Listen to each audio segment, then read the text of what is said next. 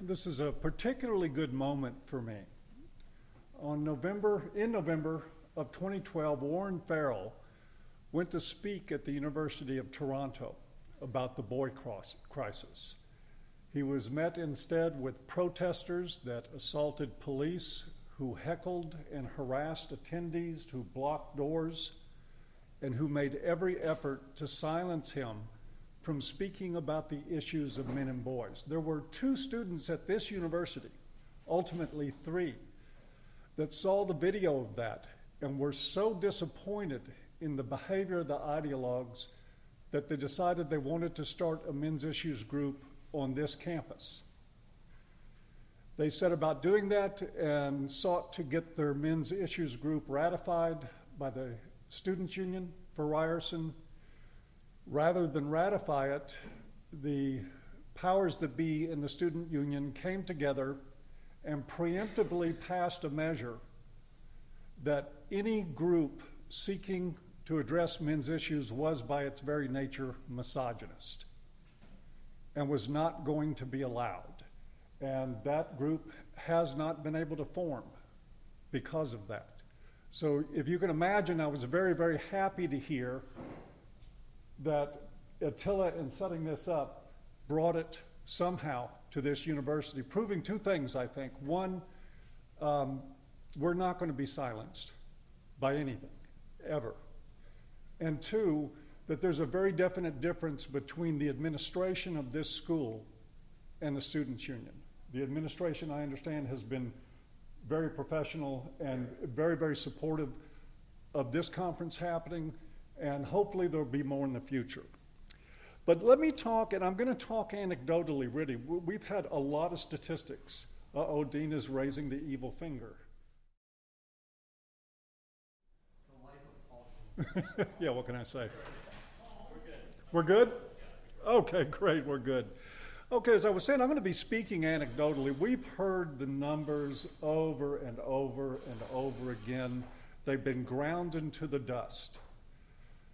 Intimate partner violence is not a gendered issue. Intimate partner violence is one of reciprocity. It is a multi-generational problem that's passed down for a number of factors: dysfunctional family issues, alcoholism, drug abuse, underemployment, undereducation. There are a number of factors that lead people to be more predisposed toward violence. None of them are what's in their pants. Yet we still have a narrative in this culture that the typical form of domestic violence is a man in his, I call it a Karen Strong now, I used to call them wife beaters, but in the strapped t-shirts that is throwing empty beer cans around his home, screaming at his wife for a sandwich, and then he slaps her if she doesn't put enough mayonnaise on the bread. And you know what? There are guys like that. They do exist. They make up, this is my scientific research at play here, they make up this much of the domestic violence problem. Domestic violence in that mold is a poster child used to raise money, and it is to play on our instinct to protect women. And that is the elephant in the room that we haven't mentioned today, and I'm going to mention, and the word is gynocentrism. We have a problem in this culture sorting out the truth about domestic violence because of our instinct to protect women at all costs. When you see campaigns like White Ribbon, where the ultimate goal that White Ribbon has, apparently, is to have men sign a pledge saying they won't hit women. Not a pledge for people to commit to not committing violence, but simply a pledge for men not to hit women. When you see hashtag he for she, you're getting the same thing. It's no different than what I got from my very traditional father when he sat me down at 13 or 14 years old and I started to get interested in girls and said, whatever you do, you don't hit a girl. You never ever hit a girl. That has run our culture for hundreds of centuries. The protection and provision for women, and so we have nothing different going on today. And it's why we can't have a really, really honest discussion about this subject. But I want to try to have one, and I'm going to use my experience with this stuff dealing with chemically dependent populations. And this crossed all cultural lines, all races, religions, everyone you can think of. It is a population where the incidence of domestic violence is very, very high. And it stands to reason. You have drug addicted, alcoholic people, you're going to have violence in relationships. These are people that are already violating their own values in a number of other ways. They're stealing, they're slacking on their jobs, missing work, getting in arguments with their family, lying as a routine way to survive in life. And so when I worked with these people, often we considered it family work. We brought the whole family in and would talk to them about violence. It happened a lot, and it happened both ways, and it happened in mutual conflict. Husbands and wives lashing out, frustrated with each other, perhaps both of them abusing substances, engaging in mutual combat. The problem was that the conventional wisdom at the time, and still is, that once we hear that the guy was violent, we quit listening to the fact that the woman was also violent. And then everything had to stop. Every bit of treatment that we provided, every issue, all the family of origin work, everything had to stop so that we could address the violence of the man. Taking that violence completely out of its context and putting it in an area where we no longer had an alcoholic wife who was also contributing to abuse of the children, to abuse of the family, to abuse of the husband. We just had him. And so we get him into anger management, and we get her into a victim's awareness mode, totally destroying the opportunity to work with this family and to do it constructively. And so it started me asking questions. I remember one case, a guy I worked with told me, I hadn't even asked him, that his wife beat on him.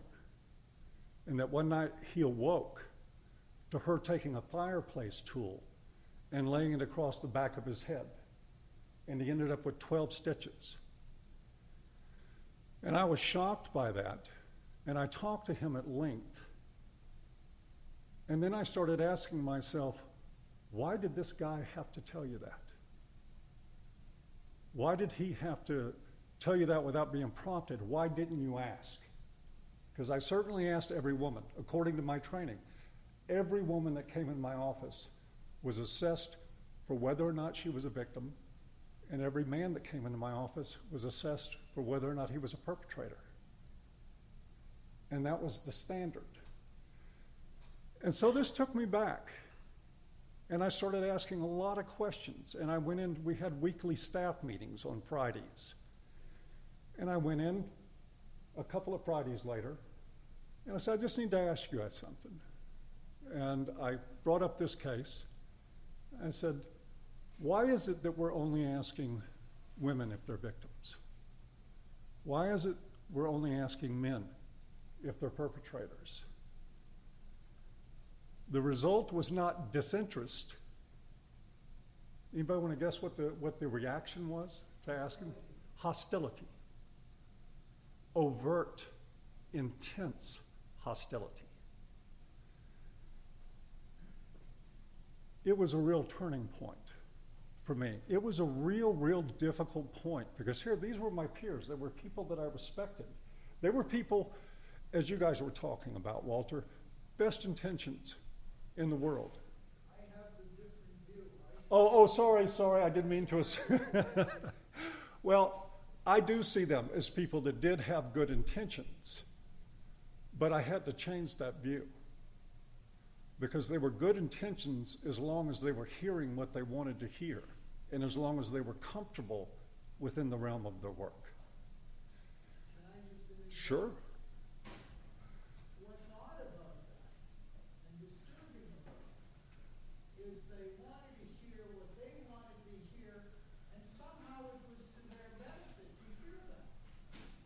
I'm going to get to that. That's a very important part of this puzzle. That's why I say it's not people of goodwill. Well, I do think that people have the capacity, as they say, denial's not a river in Egypt.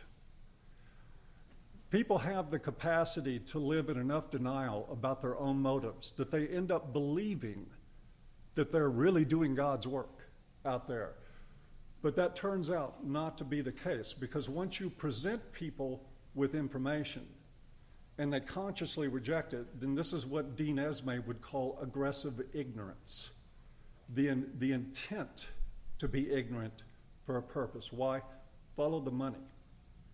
And I found out about the money when I started asking, and wow, did it open up a world for me when I started asking my male clients if they had ever been abused recently in relationships. I was shocked. I was absolutely shocked at how many of them started speaking up. Then I had the challenge of doing aftercare for these people, which is planning. Where are they going to go? Okay, we got them in a 28-day program. They've got a month sober. They're going to go out and learn how to take on life without alcohol and drugs. They have to learn new coping skills. We try very hard to keep them out of the environments that induce them to use and drink. Then we had to go into the area of aftercare planning, which meant I needed some follow-up services. And so I started calling around. The first place that I called was a place called WIRES, which is the Women's Information and Referral Exchange Service, because there was no men's programs. I'd never heard of one. There wasn't one to be had, so I called them and said, well, I got this guy, and he's been abused by his wife, and I need to get some counseling for him after he leaves this facility. And the response was, we can put him in anger management. And I sort of backed up for a moment, and I said, well, I don't think you got the picture here. He doesn't have an anger management problem. He has a getting hit on the back of the head with a poker problem. Somebody else in that family has an anger management problem. And the response is, well, we just don't do that. We don't have anything for him. And you know what? That was in the mid-1990s. And the situation is still the same. Hasn't changed one bit. I don't know if I share your optimism of how much better things are getting. But I do know that services for men are not available. And again, I'm going to sort of almost contradict myself here. It's not that I think par on par that those services are necessarily need to be there. I think some services need to, but the scope that we dump money and attention and legal force that we drop in this problem is not consistent with my experience with working with people with domestic violence issues. The problem that I ran into was the children. Those were the ones that needed the help.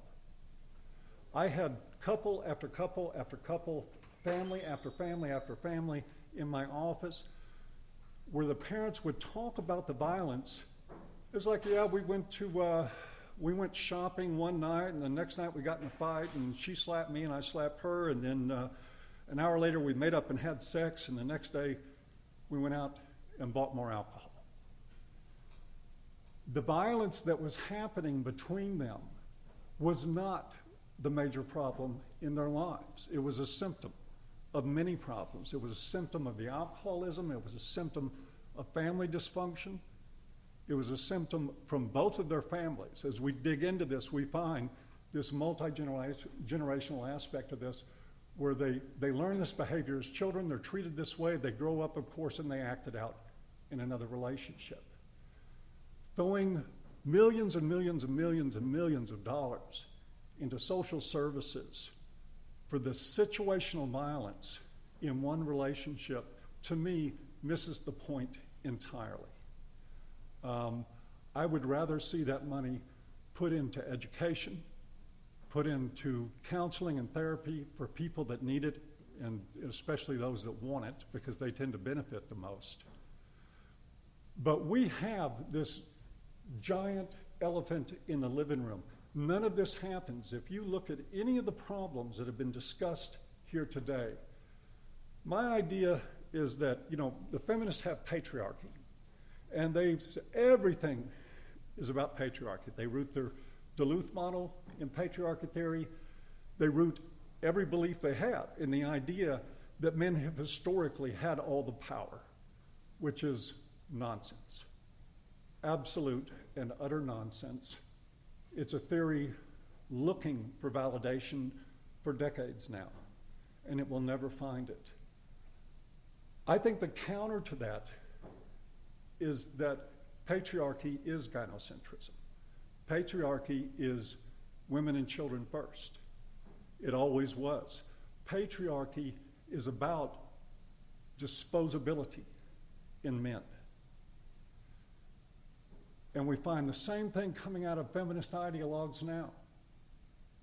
What is their biggest deal lately? Men need to step up. Men need to do this for women. Men need to do that for women. How is that different than anything anybody's ever heard from a supposedly patriarchal society?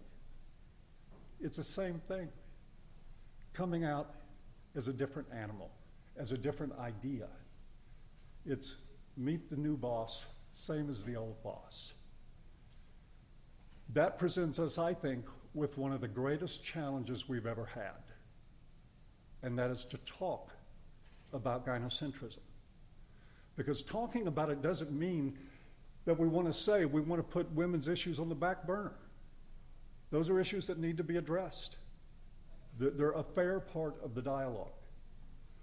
But when the dialogue only consists of one side, then it's an elitist dialogue. And it's one that is averse to scientific fact. It's averse to real research. It's averse to any ideas that don't match up with what people want to hear that are ideologically driven. And so we end up with the Duluth model. Nobody mentioned it. Is anybody here familiar with the New York model? Well, that is another feminist theory. And it is like the Duluth model on crack. The New York model of domestic violence contends that, of course, domestic violence is defined as a male extension of male power into the home, granted by patriarchy.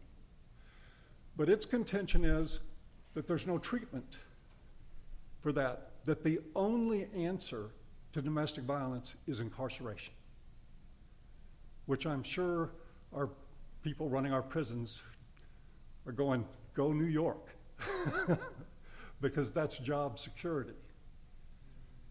And I think at some point we have to be careful. If we manage to work hard enough to get the Duluth model scrapped, which it desperately needs to, be watching out for New York model.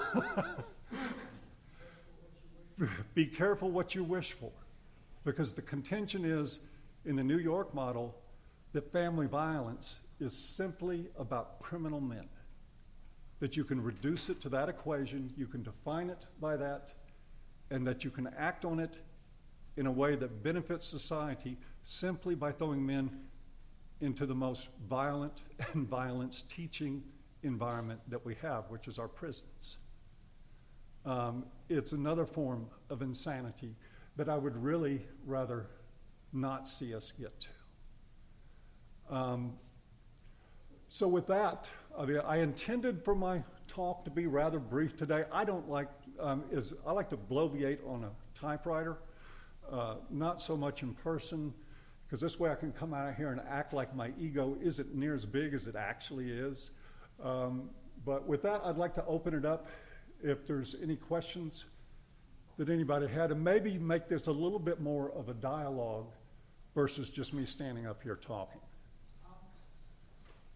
I agree. Can we wait for the microphone here? Okay. I never met a microphone in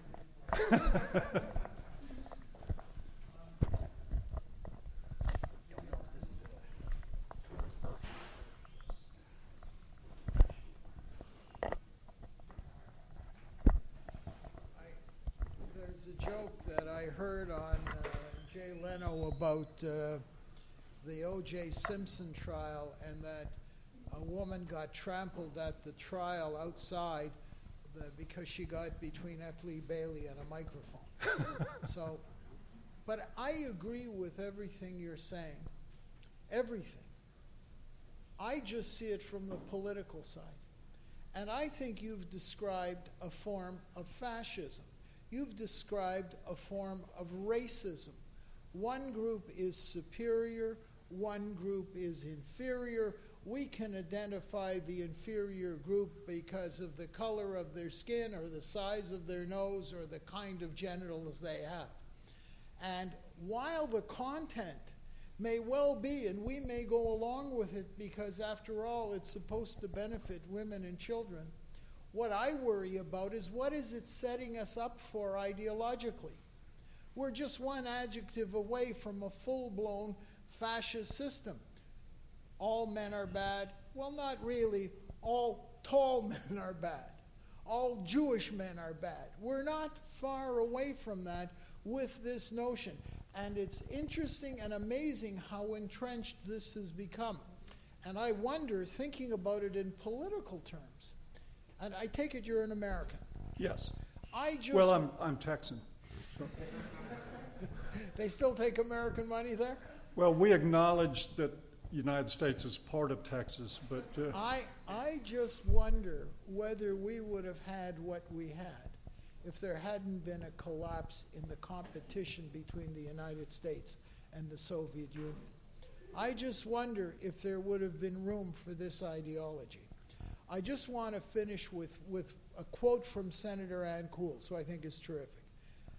Her line goes like this: we must believe, I say as Democrats believing in democracy, that both men and women are equally capable of good and evil.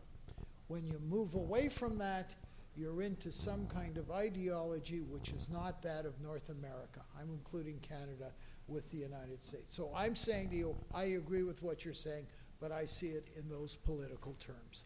Let me speak to that for a moment too, because I think that it came up during your talk that if we can't be seen as crazies, that if we start talking about we need to have a men's shelter for every woman's shelter, that'll never sell to the public, that isn't politically feasible.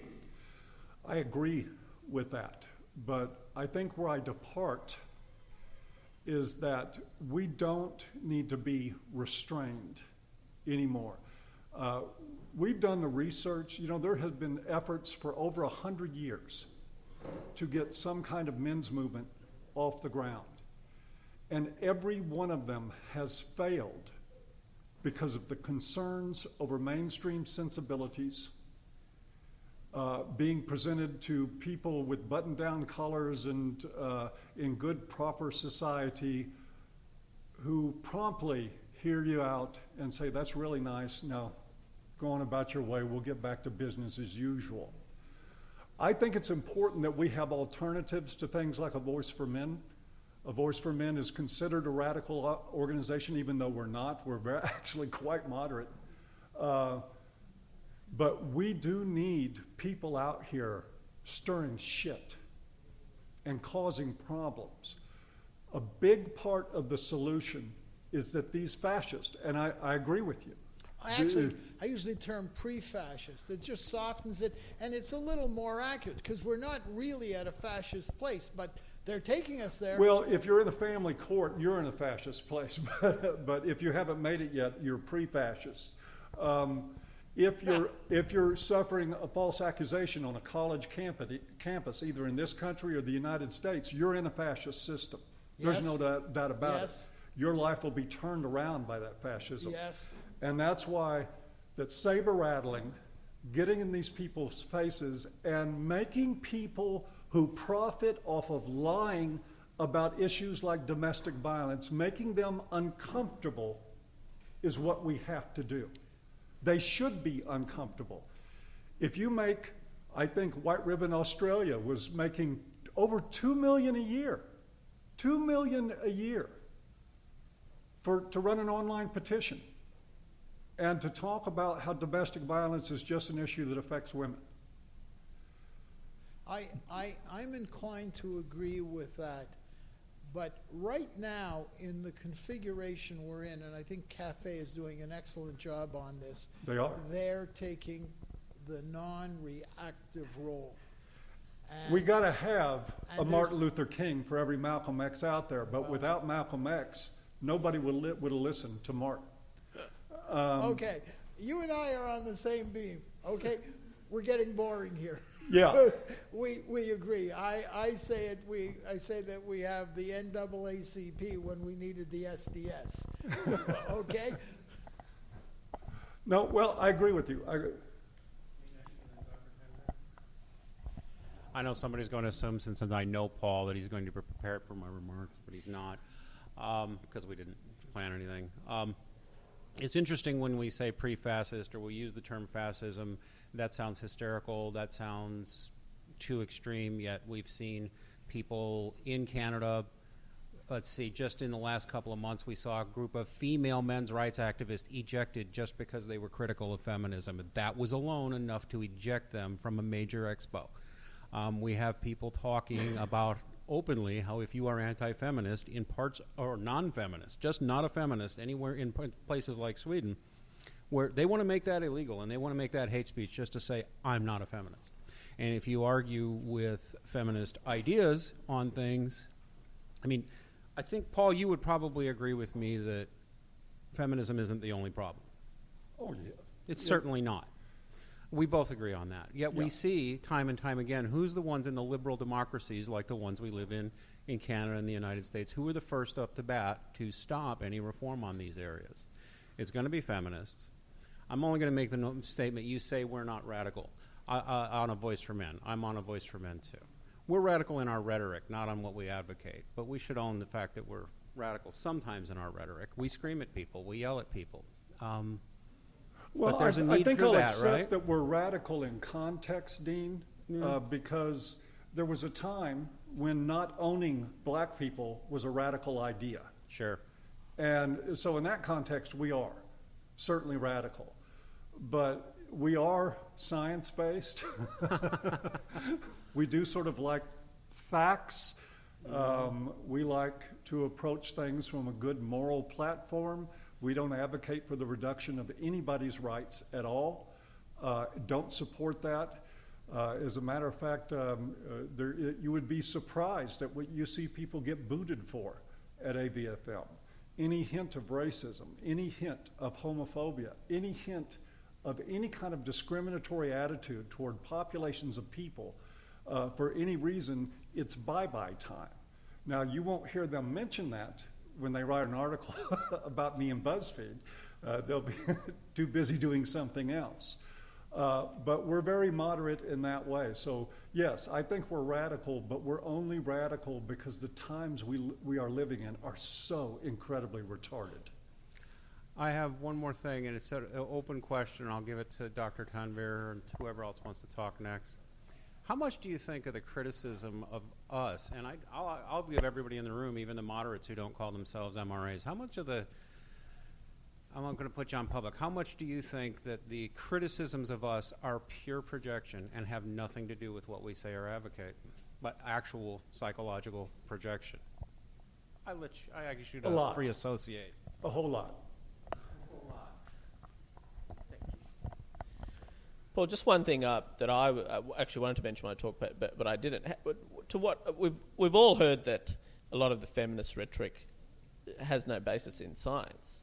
To what extent have you seen any evidence of a cognitive dissonance between feminist arguments, say within the workplace, which are essentially asserting that they are equally capable of dominance and aggression, etc., which is completely at odds with the rhetoric on domestic violence, which is about fragility and victimhood, etc.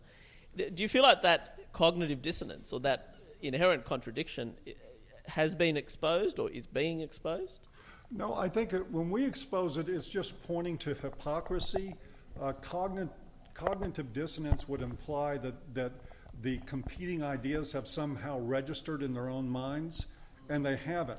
Ideology is a great buffer away from cognitive dissonance, because you can actually, if you're ideological and driven and narrow enough, you can actually hold two completely diametrically opposed ideas at the same time. It's sort of like they say, we ask feminists, you know, are you equal or are you special? And they said, yes.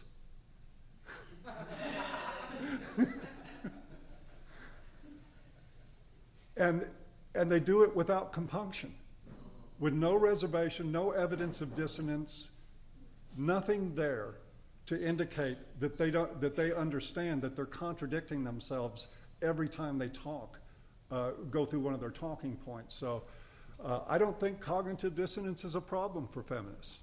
I think they would have to, honestly, most of them would have to be a lot more conscious than they are of their own beliefs, rather than just being automatons, which I've seen so much of. Adele Mercier at Queen's University came out and said that the juveniles in a correctional facility were actually the perpetrators of the female guards that sexually abused them because they wanted it.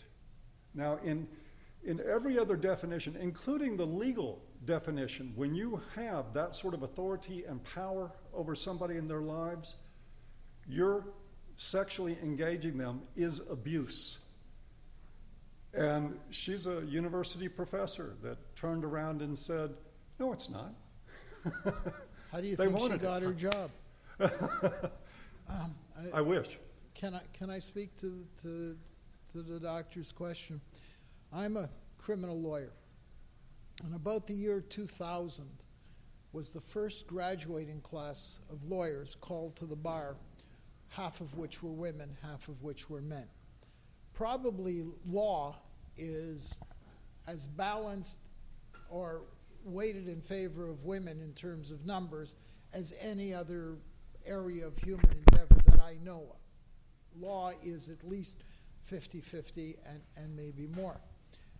Well, instead of being as aggressive and difficult, what's happening is that the women now in law want to change that and take the aggressiveness and the difficulty out of it. There are two hot issues now before what's called the Law Society. And the Law Society is a regulatory body. It licenses and regulates the profession in the best interests of the public. That's what a regulated profession is. I'm sure it's true in medicine, dentistry, pharmacy, and so on, the professions.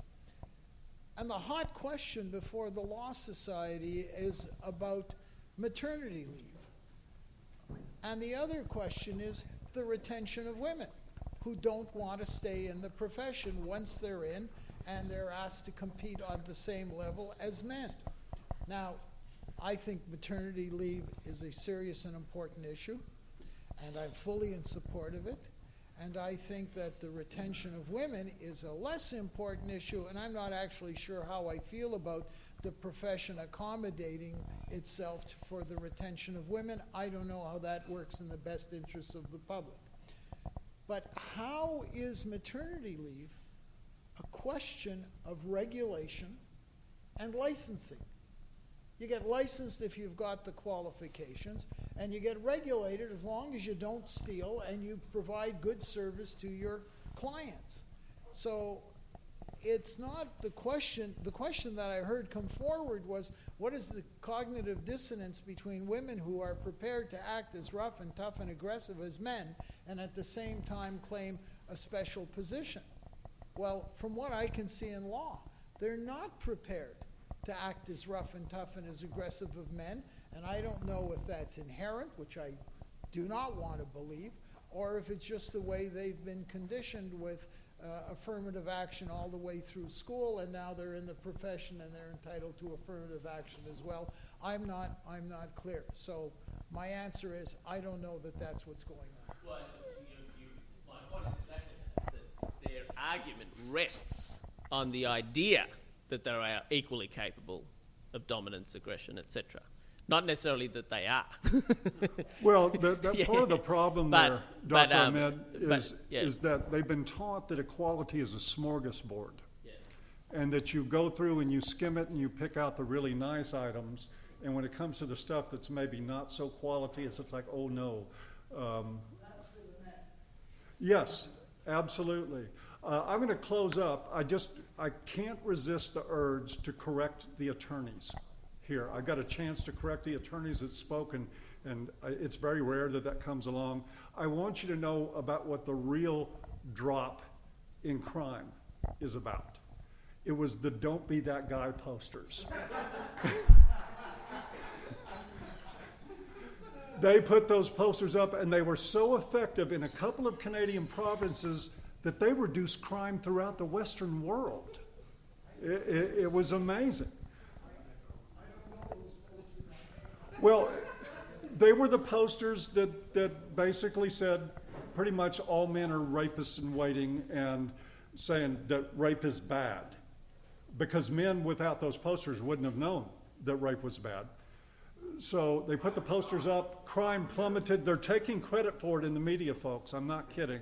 And we did a "Don't Be That Girl" campaign, and false accusations persist. So what can I say? It just didn't work. With that, I want to thank everybody for coming. It's been a blast today. Looking forward to tomorrow, too.